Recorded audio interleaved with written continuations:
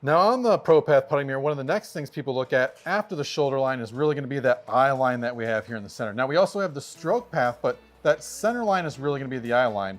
Now I've heard a few different things when people talk about the eye line, whether it should be on there, just inside of it.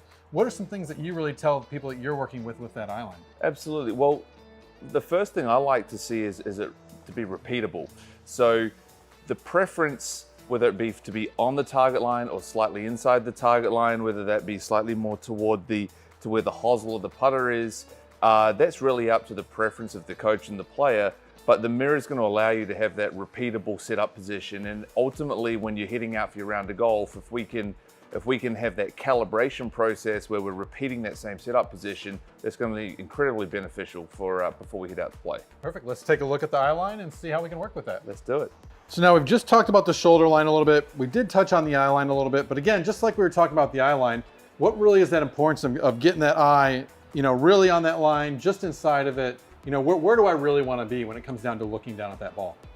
Well, the important factor is actually being able to repeat the same address position time and time again. So whether you're a player who likes to have the eye line directly on the target line or slightly inside, okay, that's going to be your preference, but as long as we can repeat it time and time again. So using the mirror to give you that proprioceptive feedback to where you feel the same way each time, to what you visually see at the same time, that's the most important point of view.